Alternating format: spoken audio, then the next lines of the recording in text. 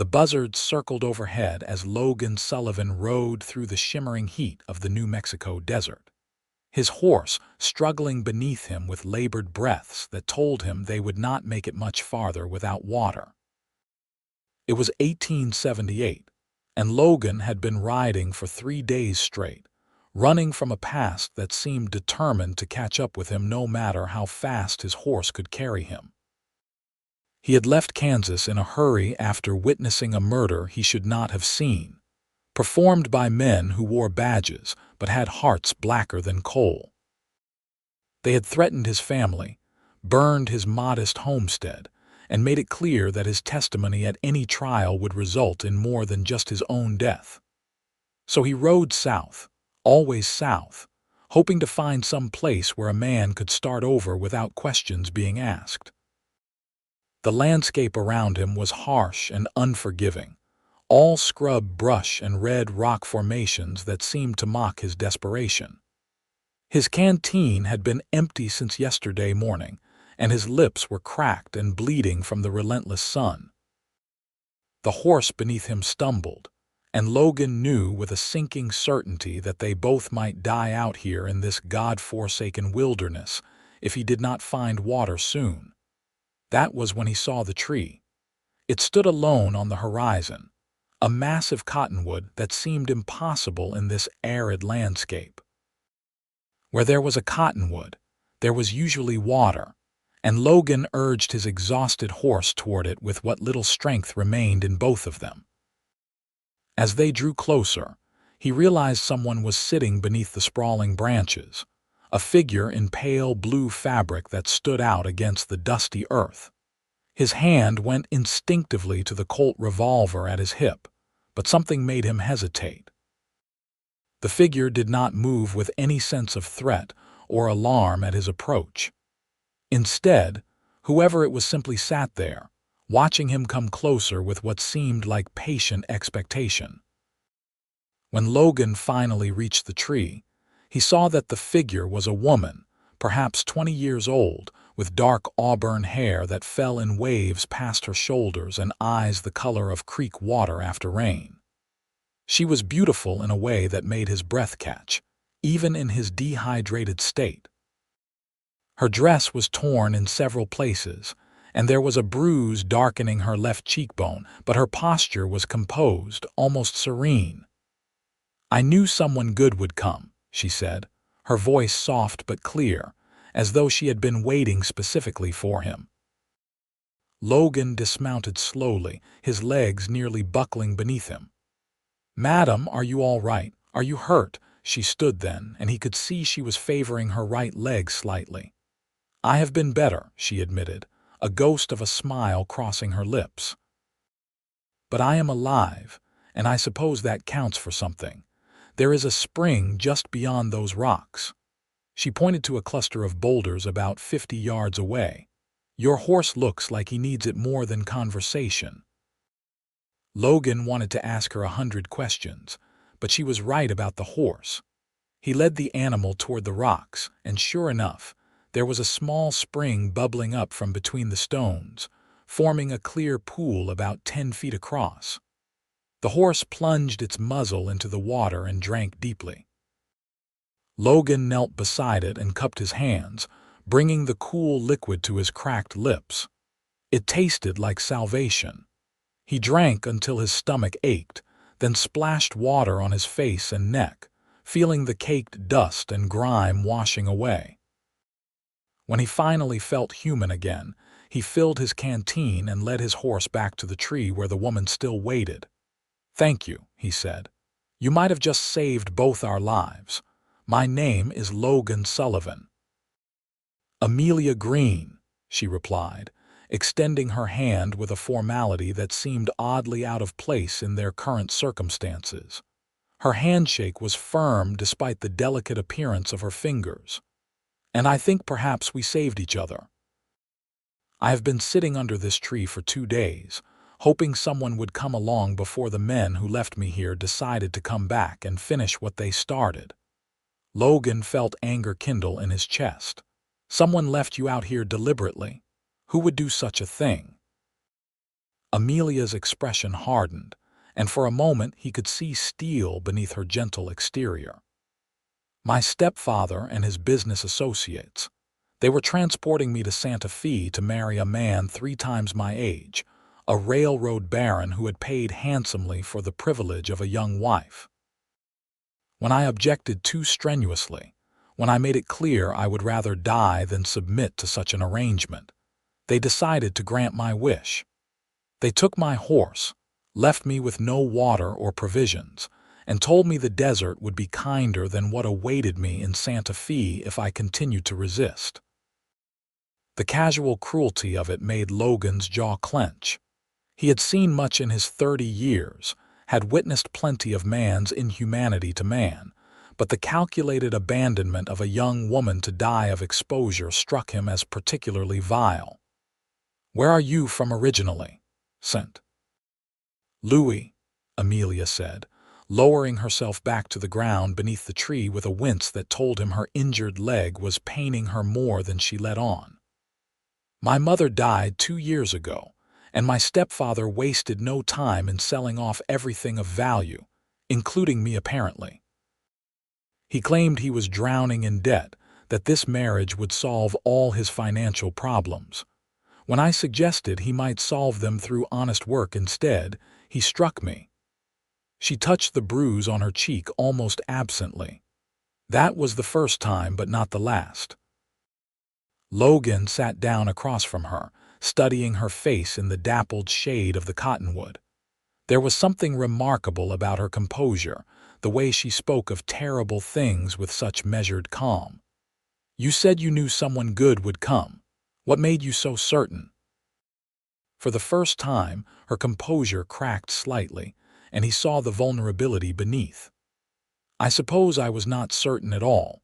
I was trying to convince myself, to maintain hope when everything looked hopeless. I prayed more in these past 2 days than I have in my entire life. I told myself that if God had any mercy, if there was any justice in this world, someone good would come along before I died out here. And then I saw you on the horizon." "I am not sure I qualify as good," Logan said quietly, thinking of the way he had run instead of staying to testify, the way he had chosen his own survival over justice. "I am just a man trying to stay alive."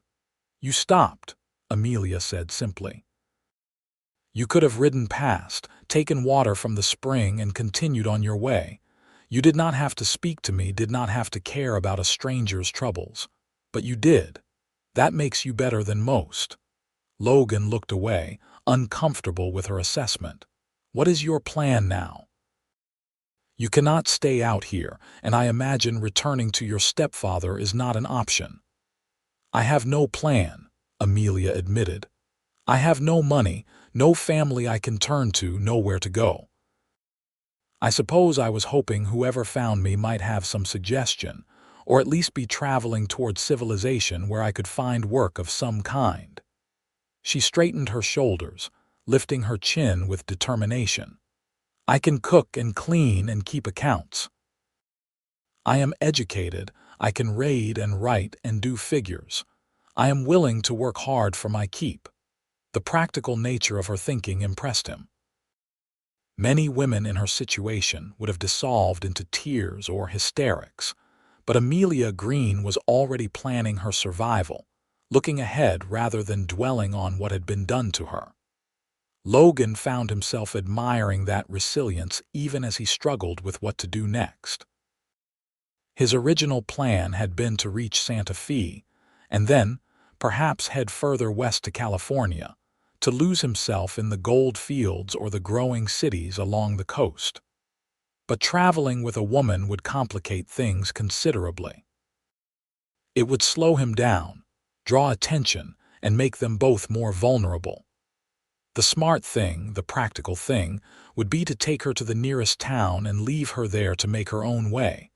But Logan found he could not quite bring himself to do that.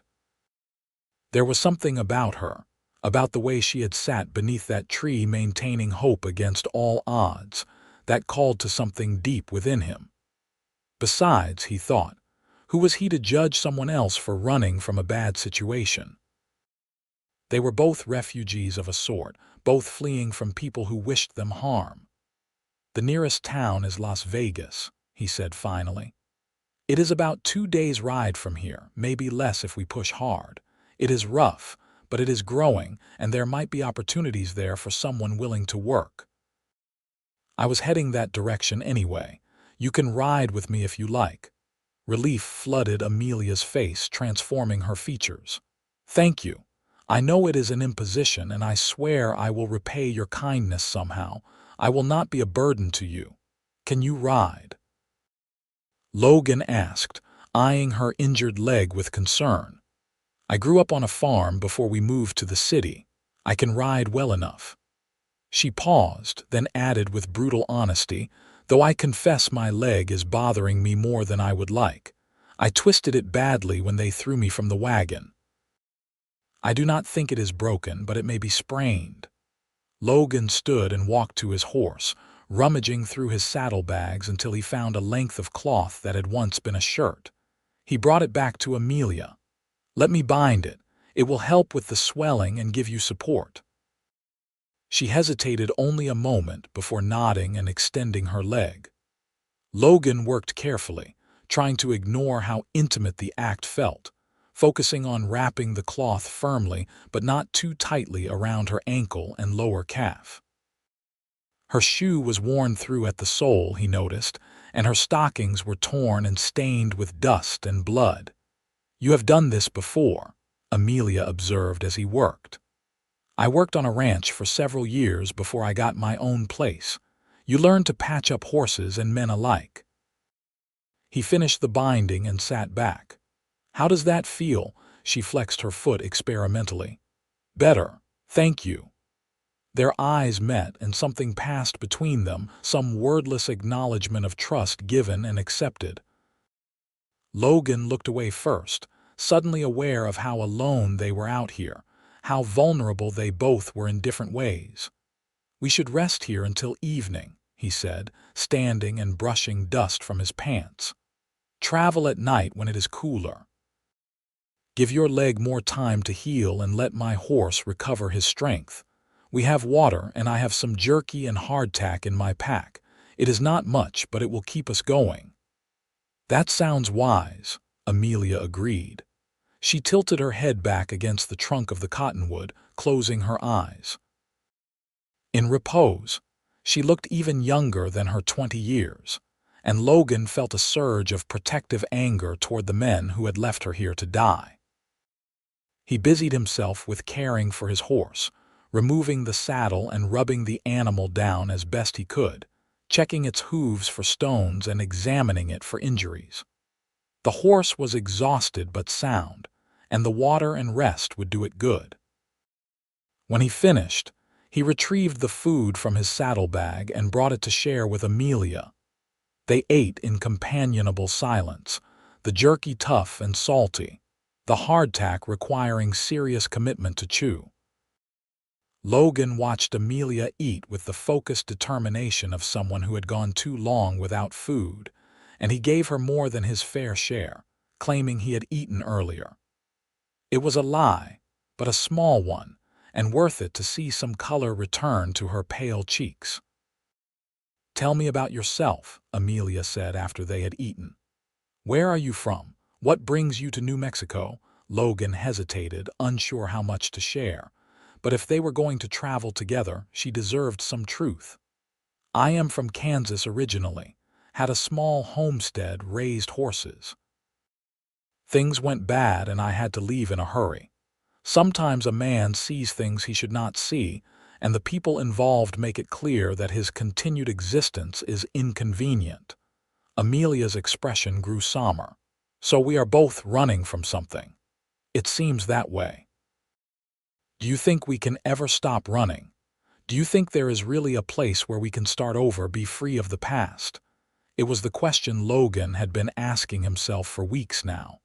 "I do not know," he admitted, "but I have to believe there is, or what is the point of any of this?" They talked through the afternoon as the sun tracked across the sky. sharing pieces of their stories in the careful way of two people learning to trust each other. Logan told her about his childhood, about parents who had died of fever when he was 16, about learning to survive on his own in a world that had little use for orphans. Amelia spoke of her mother, a gentle woman who had loved books and music, who had taught her daughter to value education and independence, even in a world that preferred women to be neither educated nor independent. "She would have hated what he tried to do to me," Amelia said, speaking of her stepfather. "She married him because she thought I needed a father, because she believed a woman could not survive alone. But he showed his true nature only after she was gone, when there was no one left to witness how he treated me." As evening approached and the brutal heat began to ease, Logan saddled his horse once more. The animal looked much recovered, and Logan felt confident they could make good time through the night. The question was how to manage with only one horse between them. "You will have to ride with me," he said, trying to keep his voice matter of fact. "The horse can carry us both if we are careful not to push too hard." Amelia nodded, standing and testing her weight on her injured leg. The binding had helped, and she could walk with only a slight limp. Logan mounted first, then extended his hand to help her up. She grasped it and swung herself up behind him with a grace that spoke of long practice, settling onto the horse's back and wrapping her arms around his waist to steady herself. The contact was immediate and electric. Logan could feel the warmth of her body against his back, the pressure of her arms around his middle, the way she fitted against him as though they had been riding together for years. He tried to focus on the trail ahead, on the position of the emerging stars that would guide their way, on anything other than the awareness singing through his nerves. They rode through the desert night in silence at first, the only sounds the steady rhythm of the horse's hooves and the occasional call of a night bird. The temperature dropped rapidly once the sun set, and Logan felt Amelia shiver against him.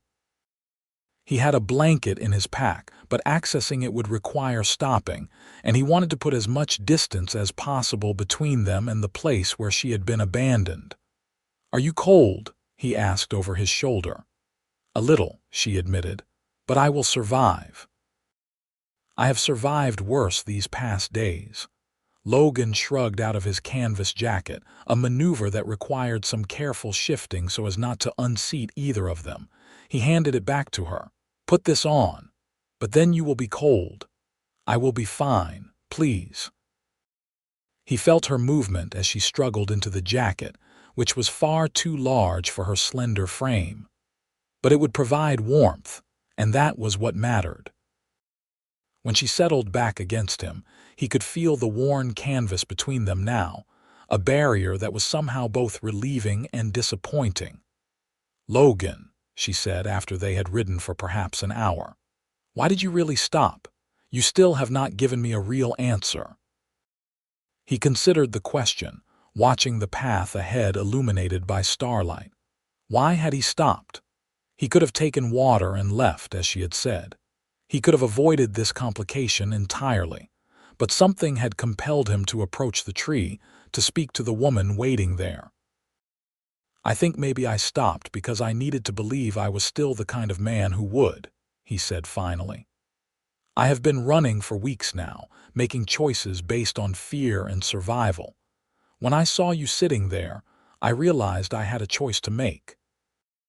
I could keep running, keep making decisions based only on what kept me alive, or I could choose to be the kind of man I used to be, the kind of man my parents raised me to be. Someone who helps when help is needed, consequences be damned." He felt Amelia's arms tighten slightly around him, a wordless gesture of understanding or gratitude, he was not sure which. "I am glad you made that choice," she said softly, "for both our sakes." They rode on through the night, stopping occasionally to rest the horse and allow Amelia to walk on her injured leg to keep it from stiffening.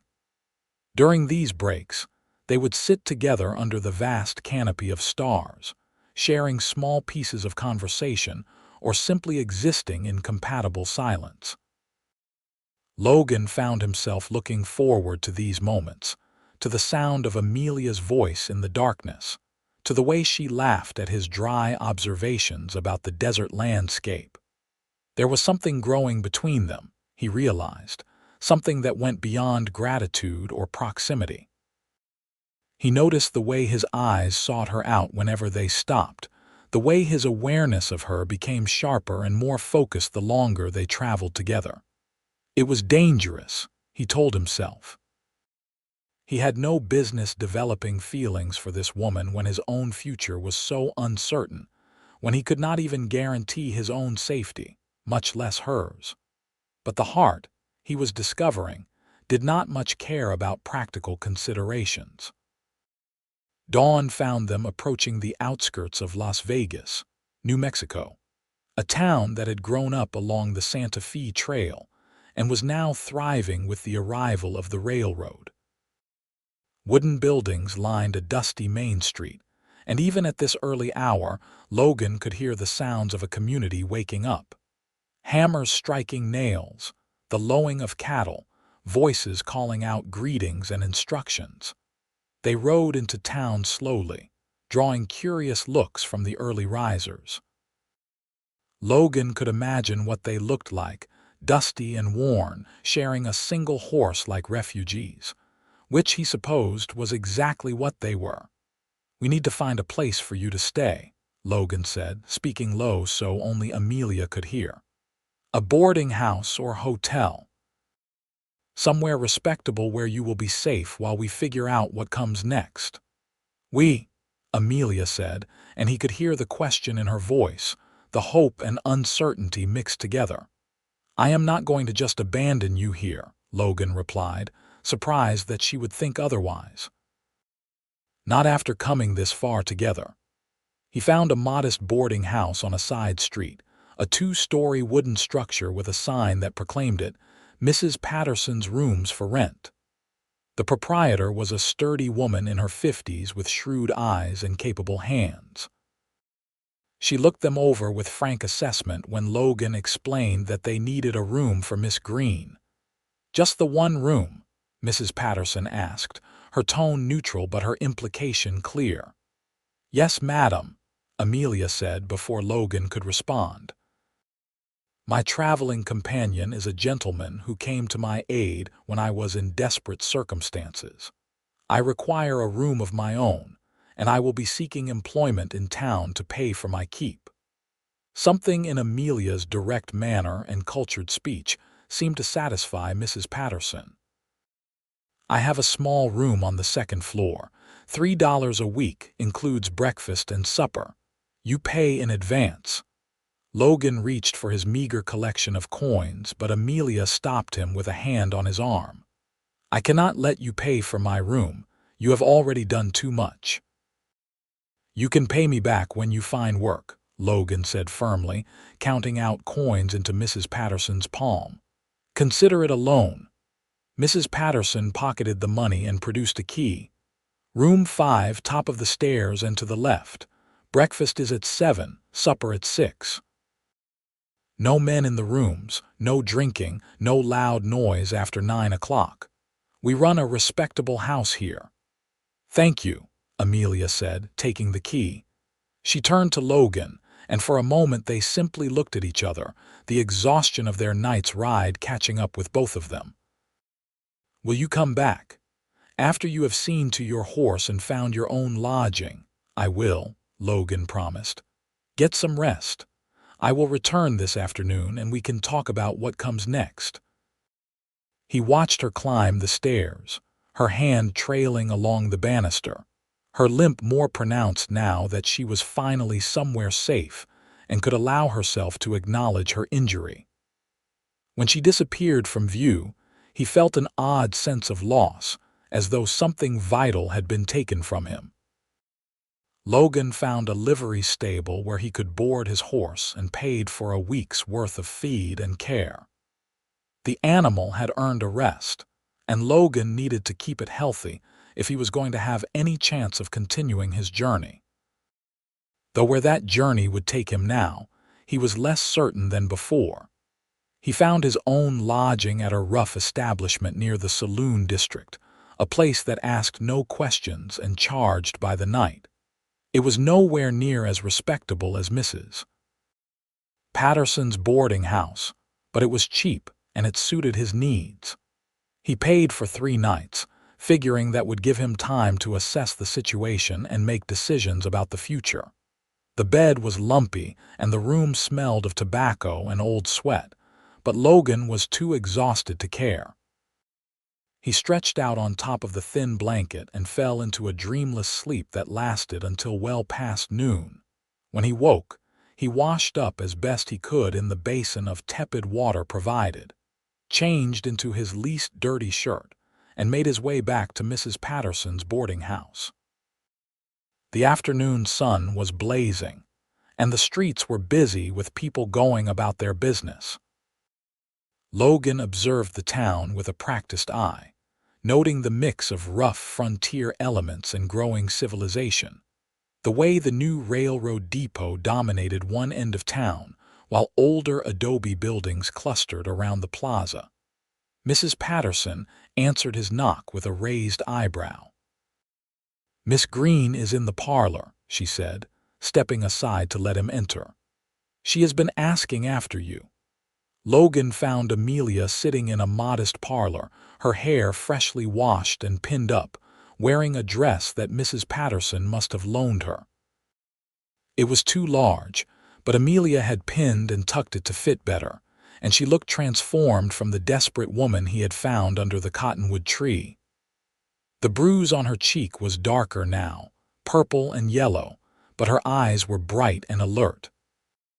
"You came back," she said, standing as he entered. There was relief in her voice that made something in his chest tighten. "I said I would." Logan removed his hat, suddenly feeling awkward in the feminine space of the parlor with its lace curtains and delicate furniture. "How is your leg?" "Better. Mrs. Patterson has been very kind. She gave me some liniment to rub on it and the swelling has gone down considerably." Amelia gestured to the settee. "Please sit. We should talk." Logan sat, turning his hat in his hands. "Have you given thought to what you want to do?" "I asked around this morning. There is a schoolhouse in town, but they already have a teacher.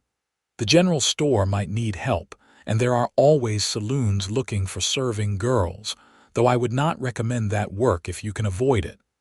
Mrs. Patterson has already offered me a position," Amelia said. "She needs help running the boarding house. Cooking, cleaning, keeping the books, managing the guests. The pay is modest, but it includes room and board, which means I would not need to worry about rent. She says if I work out well, she might consider taking me on as a partner eventually. She has no children of her own and is thinking about what happens to the business when she gets too old to manage it alone." It was a good opportunity, Logan had to admit. Better than he had hoped to find for her so quickly. "That sounds like an excellent arrangement. When would you start?" "Tomorrow. She is giving me today to recover from my ordeal." Amelia paused, then added quietly, "Logan, I know you have your own plans. I know you were heading somewhere when you found me, running from something. I do not want to keep you from wherever you need to go. You have done more than enough already." Logan looked down at his hat, at his hands gripping the brim. She was giving him an out, he realized, releasing him from any sense of obligation. He could leave tomorrow, continue on to Santa Fe or California or Mexico, leave Amelia Greene safely situated in Las Vegas with a job and a roof over her head. It was the smart thing to do, the practical thing. But the thought of riding away, of never seeing her again, settled in his stomach like a stone. "What if I stayed?" he heard himself say. "Just for a while. Las Vegas seems like as good a place as any to stop running. I could find work, maybe save up some money. The men chasing me do not know I came this direction. I could be safe here, at least for a time. Amelia's face transformed, hope and happiness breaking across her features like sunrise. Do you mean that? You would stay? I would like to, Logan admitted. If that would be all right with you. I know we have only known each other a short time, but I find I am not ready to say goodbye yet. She reached across the space between them and took his hand, a gesture that was both bold and tentative. Her fingers were warm in his, and Logan felt that electric awareness again, stronger now in the quiet intimacy of the parlor. I would like that very much. I feel safe with you, Logan. More than that, I feel like maybe we were meant to find each other under that tree. I was thinking the same thing, Logan confessed. He squeezed her hand gently, then reluctantly released it, aware that Mrs. Patterson could appear at any moment and he did not want to compromise Amelia's reputation in her new home. I will find work tomorrow. There must be someone in town who needs a man who is good with horses and can handle himself. Over the following days, Logan found employment at the livery stable where he had boarded his horse. The owner, a gruff man named Samuel Chen, whose father had immigrated from China to work on the railroad, appreciated Logan's skill with animals and his willingness to work hard without complaint. The pay was decent, and Samuel even offered Logan a room above the stable, which was cleaner and cheaper than the place where Logan had been staying. Logan fell into a routine. He worked at the stable during the day, caring for the horses that came through, repairing tack, and occasionally helping travelers who needed guidance about the best routes through the territory. In the evenings, he would walk to Mrs. Patterson's boarding house, where Amelia would be finishing her work for the day. They would sit together in the parlor or on the front porch, talking as the sun set and the desert air cooled. Those conversations became the center of Logan's days. He found himself thinking about them while he worked, anticipating what they might discuss, what stories Amelia might share, what observations she might make that would surprise him or make him laugh.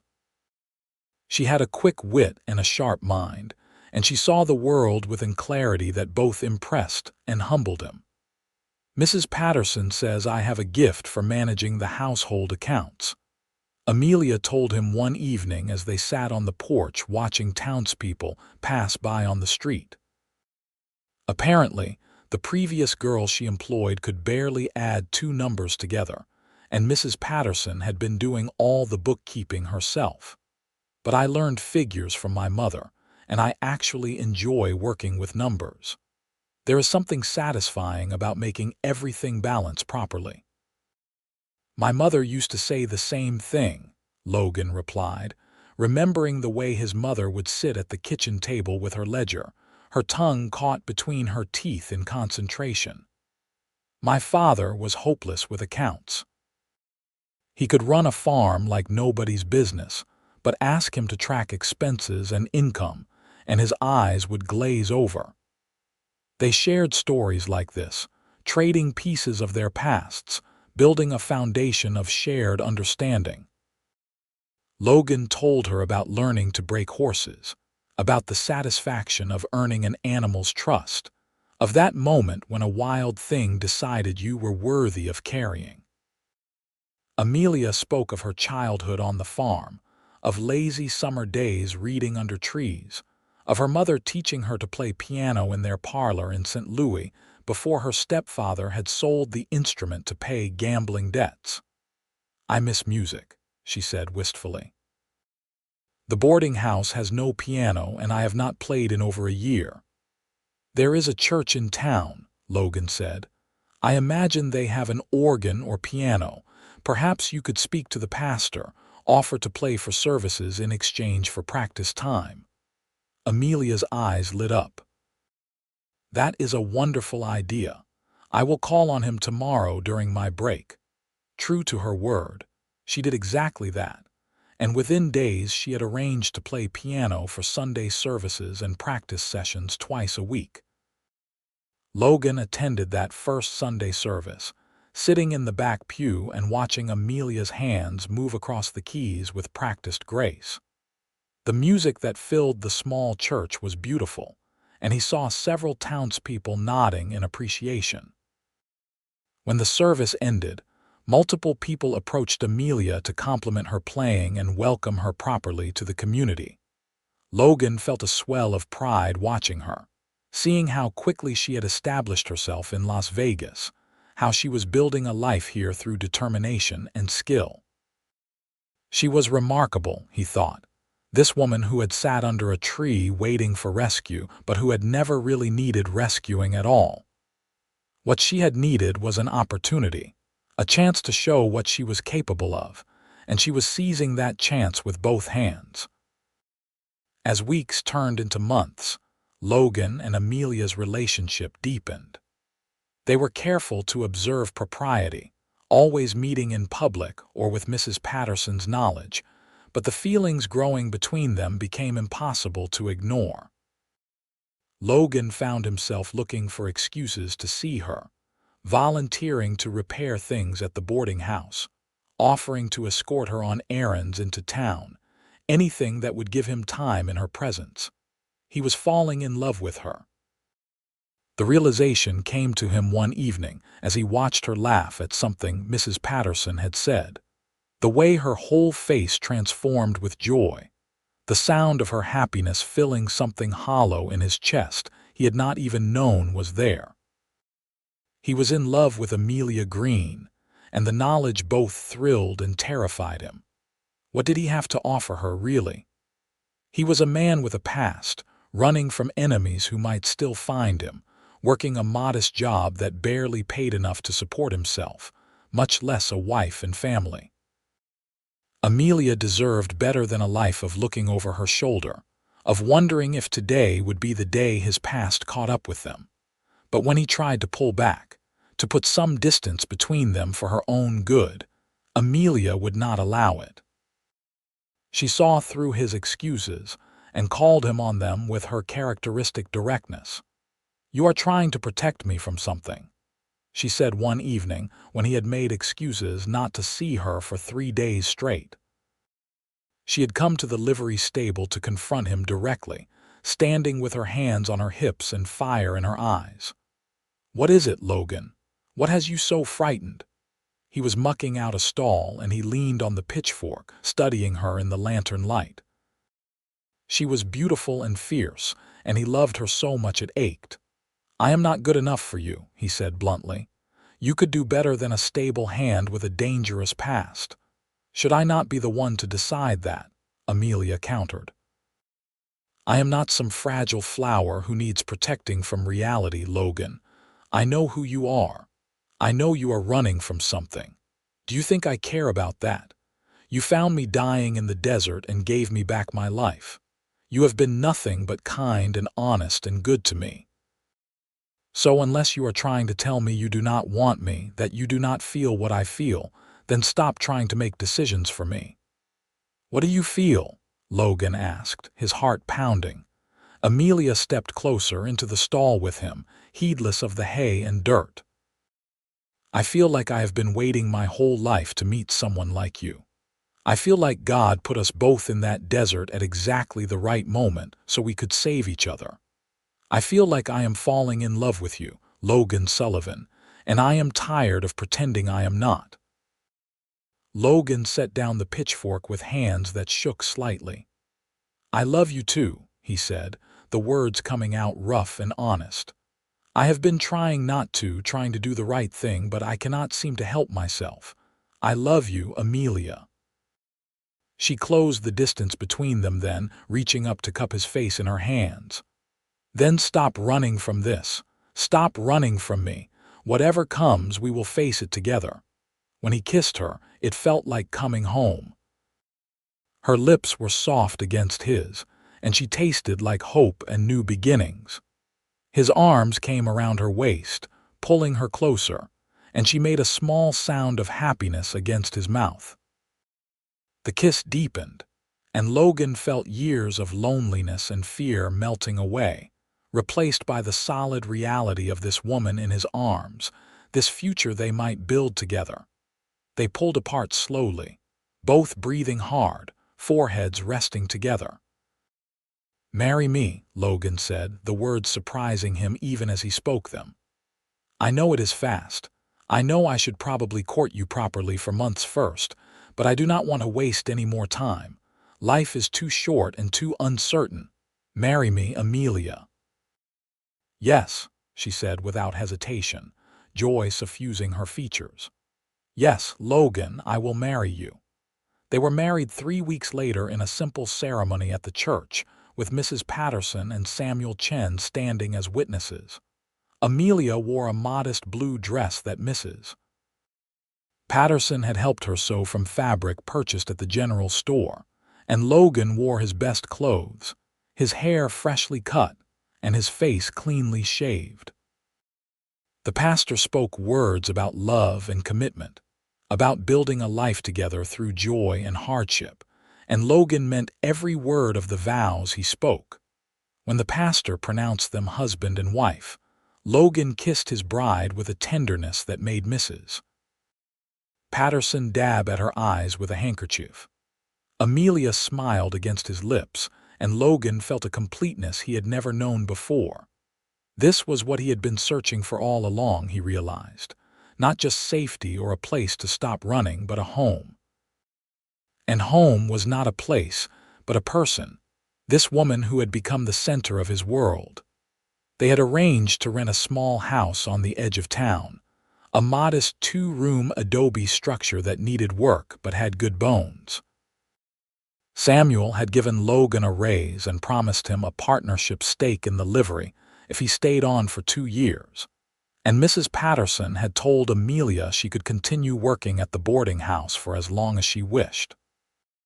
Between their 2 incomes, they could afford the rent and have a little left over to save. Their wedding night was tender and awkward and perfect. They fumbled through it together, learning each other's bodies with gentle hands and whispered endearments. When Amelia cried afterward, Logan panicked until she assured him they were tears of happiness, of relief that she was finally safe and loved and free to make her own choices about her life. "I used to dream about this," she confessed, lying in his arms in the darkness. "Not specifically this, but the feeling of it. Being with someone who chose me not because I was property to be bought or sold, but because he actually loved me for who I am. You have given me that, Logan. You have given me everything."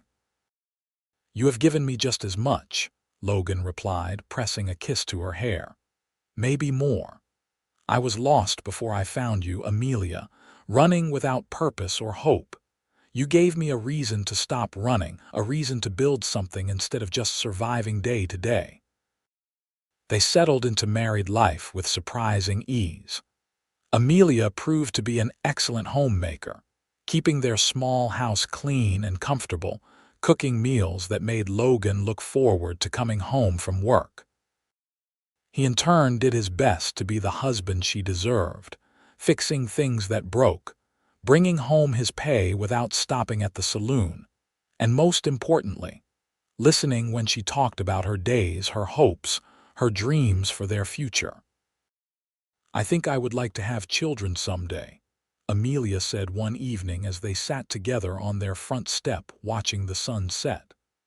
"Not right away necessarily, but eventually. I want to give them the childhood I had before my father died, before everything went wrong. A childhood full of love and laughter and security." "I would like that too," Logan agreed, imagining a child with Amelia's quick mind and his stubbornness, a perfect blend of both of them. "However many you want. I always thought I would have a big family someday." "Let us start with one and see how we manage," Amelia said with a laugh. "I have helped raise enough younger cousins to know that children are wonderful but exhausting." 6 months into their marriage, Amelia discovered she was pregnant. She told Logan over supper one evening, watching his face carefully as she delivered the news. Logan felt joy and terror in equal measure, but the joy won out. He swept her into his arms and spun her around until she laughingly begged him to stop, claiming he was making her dizzy. "We are going to have a baby," he kept repeating as though saying it aloud would make it more real. "Amelia, we are going to be parents." "I know," she said, happiness glowing from her face. "Are you happy about it?" "Truly, I am terrified," Logan admitted. "But yes, I am happy. So happy I can barely contain it." The pregnancy progressed smoothly. Amelia continued working at the boarding house through her first 2 trimesters, though Mrs. Patterson eventually insisted she take it easier and focus on lighter duties. Logan became absurdly protective, worrying about everything from what Amelia ate to whether she was getting enough rest, until she finally had to tell him gently that women had been having babies since the dawn of time and she was perfectly capable of managing. "I know that," Logan said, chastened. "I just want everything to be perfect for you for the baby." "Life is not perfect, my love," Amelia replied, taking his hand and placing it on her swelling belly. "But this is pretty close.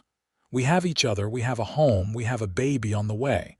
What more could we possibly need?"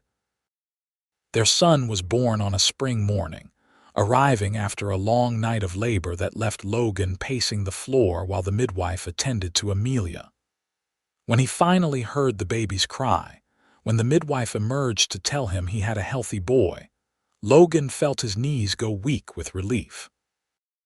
Amelia was exhausted but radiant when he entered the room, holding their son wrapped in a soft blanket. The baby had a shock of dark hair and a face red and wrinkled from birth, but to Logan, he was the most beautiful thing he had ever seen, with the exception of his mother. "What should we name him?" Amelia asked, looking up at Logan with tired eyes. Logan had been thinking about this for weeks. "What about Thomas, after my father? And we could use your father's name for his middle name." "What was it, James?" Amelia said softly. "Thomas James Sullivan. It has a nice sound to it." "Welcome to the world, Thomas," Logan said, gently touching the baby's tiny hand with one finger. The infant's fingers curled around his, and Logan felt his heart expand with a love so fierce it almost hurt. This was his son, his family. Everything he had never dared to hope for was right here in this room. Life settled into a new rhythm after Thomas's birth. Logan worked longer hours at the livery, taking on extra jobs to provide for his growing family. Amelia divided her time between caring for the baby and doing bookkeeping for Mrs. Patterson from home, work she could manage while Thomas napped. They were tired and sometimes overwhelmed, but they were happy in a deep, foundational way that made the challenges worth it. When Thomas was 6 months old, Logan came home one evening to find Amelia sitting at their small table with a letter in her hands, her face pale and troubled. His first thought was that somehow, after all this time, his past had found him. But when she handed him the letter, he saw it was addressed to her, and the handwriting was unfamiliar. "It is from an attorney in St. Louis," Amelia said quietly as Logan read. "My stepfather died 3 months ago. Apparently, he had a change of heart near the end and left everything to me in his will. Not that there is much. He died deeply in debt, as I expected. But the attorney says after settling the debts, there is about $200 remaining, as well as some personal effects that belong to my mother. He is asking what I would like him to do with everything." Logan looked up from the letter, studying his wife's face. "How do you feel about this?" "I do not know," Amelia admitted. "Part of me feels like I should be sad or angry or something, but mostly I just feel nothing. He was not a good man and he tried to sell me like property. The fact that he felt guilty at the end does not erase what he did. But I would like to have my mother's things if possible. There is a locket that belonged to her mother and some photographs and her recipe book. Those things matter to me, even if he did not." "Then write to the attorney," Logan suggested. "Have him send your mother's belongings and the money $200 could do a lot of good for us. We could expand the house, add another room before Thomas gets too big, or save it for his education someday." Amelia nodded slowly, seeming to come to terms with the news. "You are right. I will write tomorrow." She looked at Logan, vulnerability clear in her expression. "Do you think it makes me heartless that I feel so little about his death?" "No," Logan said firmly, crossing to kneel beside her chair and take her hands in his.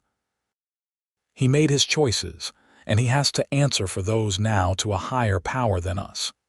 You do not owe him your grief, Amelia, but you do get to keep the good parts of your past, the parts that belong to your mother and to you. There is no shame in that." The arrival of Amelia's mother's belongings 2 months later brought both tears and closure. She spent an evening going through the small trunk, showing Logan photographs of her parents, reading from her mother's recipe book, and clasping the delicate locket around her neck. It was a link to her past, but a healthy one, a reminder that she had been loved once and that love had shaped who she became. As Thomas grew from a baby into a toddler, Logan and Amelia's life in Las Vegas became increasingly settled. Logan's partnership with Samuel Chen became official, and the livery expanded to include a freighting business that proved quite profitable. Amelia's work with Mrs. Patterson evolved into a genuine partnership as well, with Amelia taking over more and more of the day-to-day management of the boarding house. They added rooms to their house, expanding it into a proper home with space for Thomas to play and, eventually, for more children. Because 3 years after Thomas's birth, Amelia became pregnant again, this time with twin girls who arrived howling into the world with impressive lung capacity and their mother's red hair. Lily and Rose, Amelia decided when the midwife placed both babies in her arms. "What do you think?" Logan, who was still recovering from the shock of learning they had twins, could only nod in amazed agreement. "They are perfect. You are perfect. How did I get so lucky?" "We both got lucky," Amelia corrected, smiling down at their daughters. "The day we found each other under that cottonwood tree." As the years passed, Logan and Amelia's family continued to grow. Another son arrived 2 years after the twins, a quiet boy they named Henry, who seemed content to observe the world rather than charge at it the way Thomas did. The house expanded again, and so did their businesses. Samuel eventually retired and left the livery entirely in Logan's capable hands, while Mrs. Patterson passed away peacefully in her sleep and left the boarding house to Amelia, just as she had once promised. Their children grew up knowing they were loved, surrounded by a community that had watched them be born and celebrated each milestone. Thomas showed his father's gift with horses and began working at the livery as soon as he was old enough. The twins were inseparable, finishing each other's sentences and getting into mischief together in ways that kept their parents constantly on their toes. Henry surprised everyone by showing a talent for music, and Amelia began teaching him piano with the same patience her mother had once shown her. Logan's past, the thing he had been running from all those years ago, never did catch up with him. He learned through occasional newspapers that the corrupt lawmen he had witnessed murdering a man in Kansas had themselves been killed in a shootout with federal marshals. The charges had caught up with them, and justice had been served without requiring Logan's testimony after all. The knowledge brought a sense of closure, a final severing of the threads that had tied him to that desperate flight across the desert. On their 10th wedding anniversary, Logan and Amelia took a rare evening away from the children, leaving them in the care of a trusted neighbor while they rode out to the cottonwood tree where they had first met. It was a pilgrimage of sorts, a return to the place where their lives had changed. The tree was still there, older and perhaps a bit more gnarled, but still standing strong against the desert elements. They dismounted and sat beneath its shade as the sun began to set, just as Amelia had been sitting all those years ago. "Do you ever think about what might have happened if I had ridden past that day?" Logan asked, his arm around his wife's shoulders. "No," Amelia said simply. "Because you did not ride past. You stopped, just as I knew someone would. Maybe I knew it would be you specifically, even then. Maybe some part of me recognized that you were the good thing I had been waiting for all along. You saved me just as much as I saved you," Logan said, pressing a kiss to her temple. "Maybe more. I was so lost, Amelia, running from everything, running toward nothing.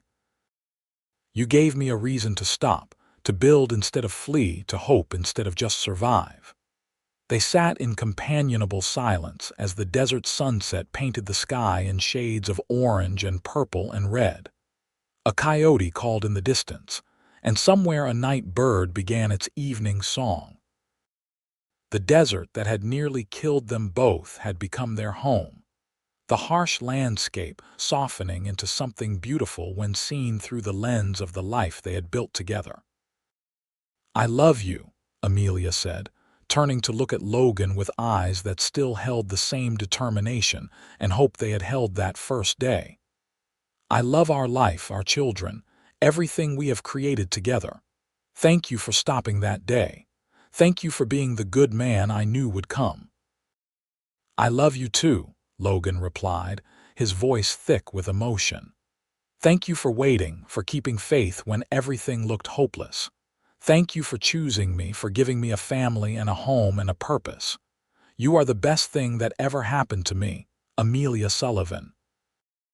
As darkness fell, they rode back toward Las Vegas, toward the home and children waiting for them, toward the life they had built from nothing but hope and determination and love. The desert stars emerged one by one overhead, the same stars that had guided them on their first journey together, now watching over their continued journey as partners, as parents, as two souls who had found each other against all odds. The businesses continued to thrive. The livery and freighting company that Logan ran became one of the most respected in the territory, known for honest dealing and quality service. Amelia's boarding house maintained a reputation for cleanliness and good food, always full of long-term residents and travelers who returned year after year, because they knew they would be treated fairly and fed well.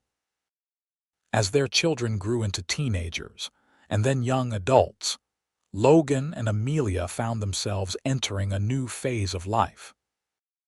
Thomas married a girl from town when he was 22, a practical young woman named Sarah, who helped him run the livery when Logan decided to step back and take a less active role. The twins, true to their inseparable nature, both fell in love with brothers from a neighboring ranch, leading to a double wedding that became the talk of Las Vegas for months afterward. Henry, their quiet youngest, surprised everyone by showing no interest in settling down. He wanted to see the world beyond New Mexico, to study music in places like San Francisco and even Europe if he could manage it. Logan and Amelia gave him their blessing and the money to pursue his dreams, knowing that sometimes a parent's job is to help their children fly rather than keep them close. Grandchildren arrived in due course, first from Thomas and Sarah, then from the twins and their respective husbands. Logan found that being a grandfather suited him beautifully. He had more patience for the endless questions and boundless energy of small children now than he had even with his own, perhaps because he could hand them back to their parents when he grew tired. Amelia delighted in having babies in the house again, sewing clothes for her grandchildren and teaching them songs and spoiling them with sweets when their parents were not looking. The boarding house remained in operation, but she hired a younger woman to handle most of the day-to-day work, freeing herself to focus on family and the quieter pursuits of her later years. One evening, When Logan was 62 and Amelia 60, they sat together on the porch of their home, watching the sun set over the desert they had crossed together so many years ago. Their hair was gray now, and Logan's back ached from old injuries, but they still held hands like newlyweds, fingers intertwined with the ease of decades of practice. "You remember what you said to me that first day?" Logan asked. "Under the tree." "I said a lot of things," Amelia replied with a smile.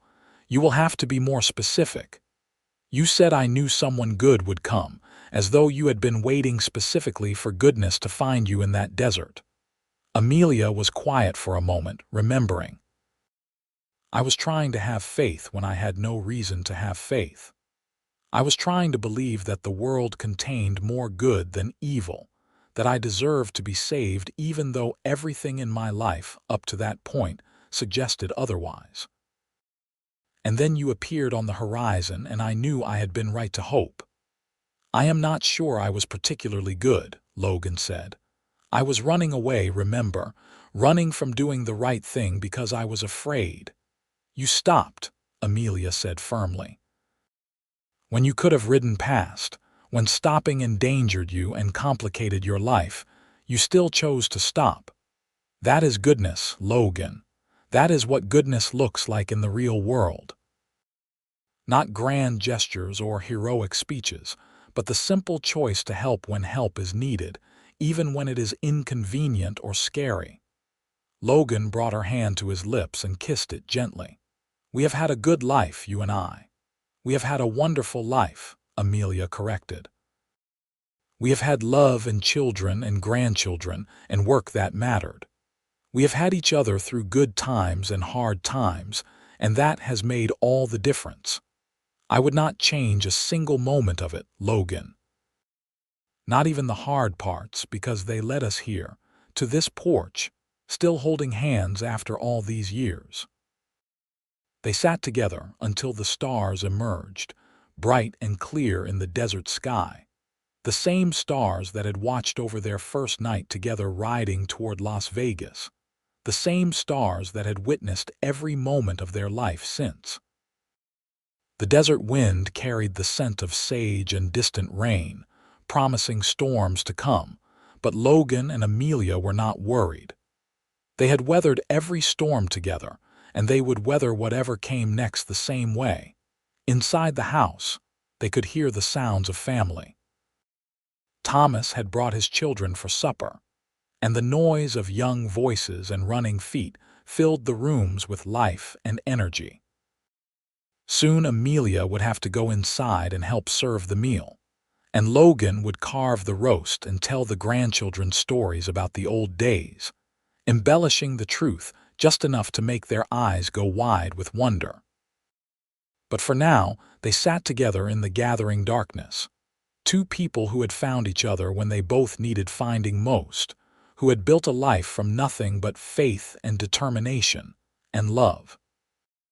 The cottonwood tree still stood in the desert where their story had begun, a silent witness to the miracle of two lonely souls finding each other in a harsh and unforgiving landscape. "Ready to go inside?" Logan asked eventually, as the sounds of hungry children grew more insistent. "Always, my love," Amelia replied, standing and pulling him up with her. "As long as we are going together." They walked inside hand in hand, toward the warmth and light and family that filled their home, toward the life they had created together against all odds. Behind them, the desert stretched away into darkness, beautiful and terrible and infinite. But they were not alone in it, not anymore, not ever again.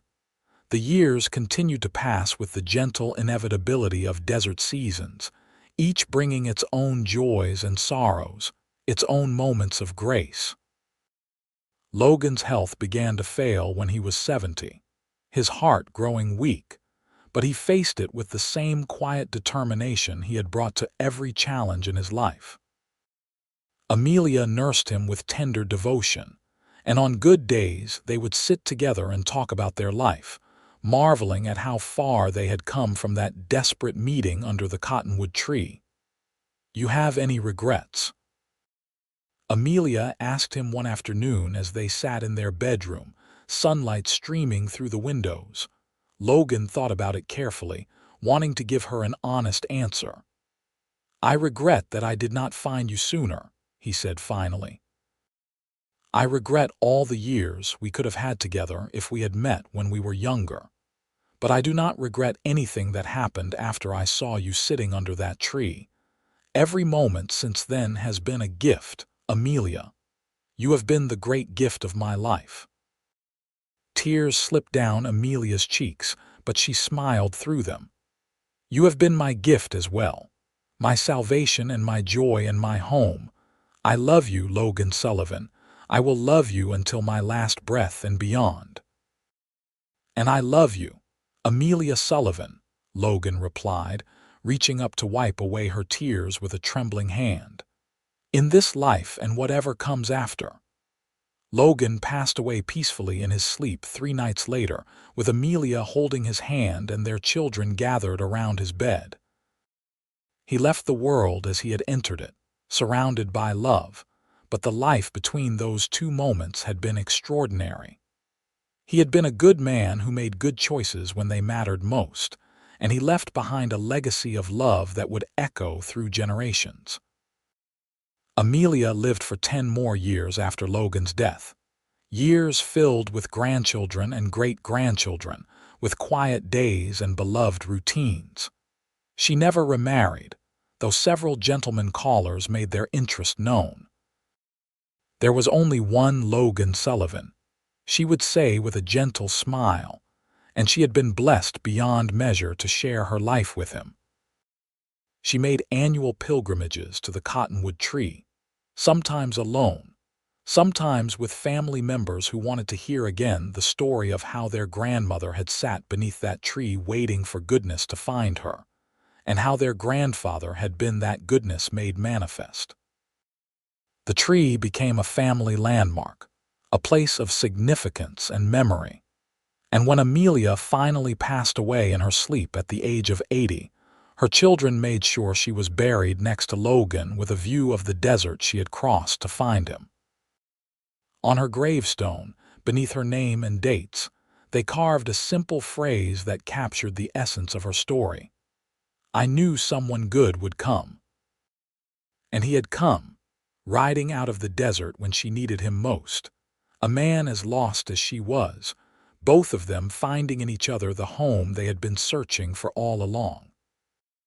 Their love story became legend in Las Vegas, passed down through generations, a reminder that goodness exists in the world, that faith can be rewarded, and that sometimes the most extraordinary things can grow from the most desperate beginnings.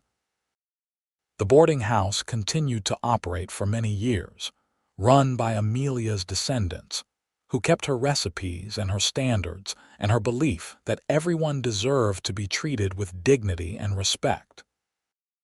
The livery became a garage as automobiles replaced horses, but the Sullivan name remained on the sign, honoring the man who had built it from nothing. And in the desert, the cottonwood tree continued to stand, providing shade for travelers, a landmark for those who knew where to look, a living monument to a day when 2 desperate people found each other and chose to build something beautiful together.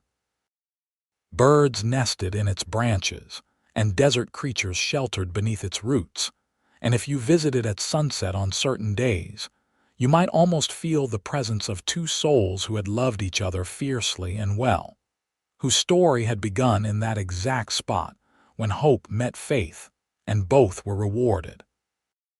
The descendants of Logan and Amelia Sullivan spread across the West, carrying with them the story of their ancestors, of how a cowboy found a woman waiting under a tree and how she said, "I knew someone good would come."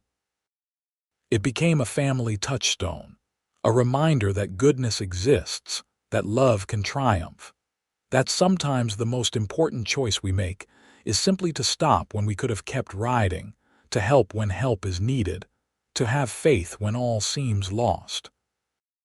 And so their love story lived on, long after they were gone, a testament to the power of kindness, courage, and unwavering devotion.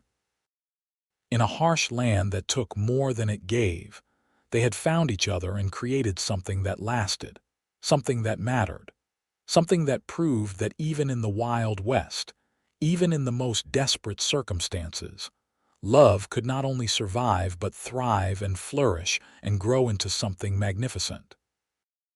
Their great-great-grandchildren would eventually stand under that same cottonwood tree, now ancient and weathered but still standing strong, and feel connected to ancestors they had never met but whose story lived in their blood and bones. They would understand, in a way that transcended words, that they existed because a man chose to stop, because a woman chose to hope, because two lost souls found each other in the desert and decided that together they could build a future worth living.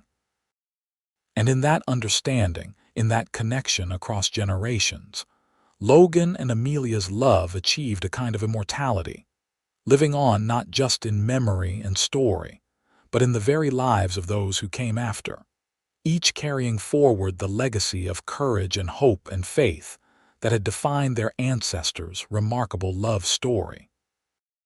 The town of Las Vegas continued to grow and change, but certain stories remained, woven into the fabric of the community. Old-timers would point out the house where the Sullivans had raised their family, the church where Amelia had played piano for decades, the site of the old livery where Logan had built his business from nothing. These places became landmarks not just of geography, but of character, reminders of what was possible when good people made good choices. On the 100th anniversary of Logan and Amelia's wedding, their descendants gathered from across the country for a reunion in Las Vegas. They came from California and Texas, from Colorado and Arizona, from places as far away as New York and Florida. They represented every walk of life: teachers and doctors, ranchers and business people, artists and engineers. But they all shared a common heritage, a story of love and survival that had shaped their family's destiny. The reunion culminated with a visit to the cottonwood tree, where the eldest living descendant, Amelia's great-granddaughter Clara, now 90 years old herself, stood and told the story one more time.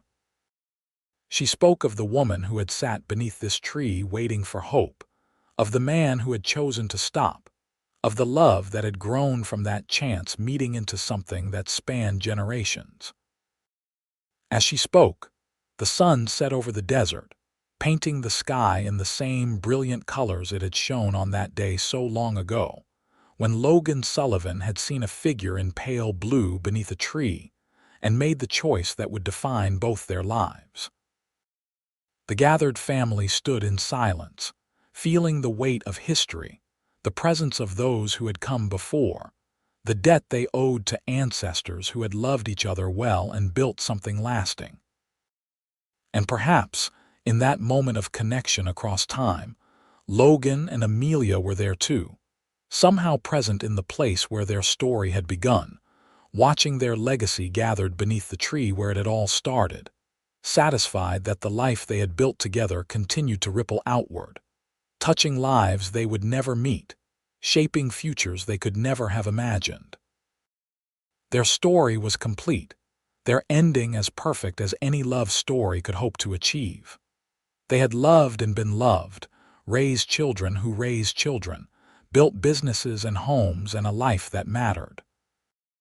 They had taken the worst circumstances and transformed them through faith and courage and unwavering commitment into something beautiful and enduring. And it had all begun with a woman sitting beneath a tree, maintaining hope when hope seemed foolish, and a man who chose to stop when he could have ridden past. That single choice made in a moment had echoed across decades and generations, proving that sometimes the smallest acts of kindness and courage can have the most profound and lasting consequences. The desert night fell softly over the gathered family, over the ancient tree, over the land that had witnessed the beginning of it all. Stars emerged one by one, the same eternal stars that had guided Logan and Amelia on their journey together, now watching over those who carried their legacy forward into an uncertain future. But if Logan and Amelia's story taught anything, it was that the future need not be feared, that love could overcome any obstacle, that faith rewarded was faith well placed, and that sometimes, when you wait beneath a tree hoping someone good will come, the universe conspires to make that hope reality. And so their story ended where it began, beneath a cottonwood tree in the New Mexico desert, with hope fulfilled and love triumphant, with descendants gathered to honor ancestors who had lived and loved extraordinarily well, and with the certainty that some love stories, the truly great ones, never really end at all but live on forever in the hearts and lives of those who come after.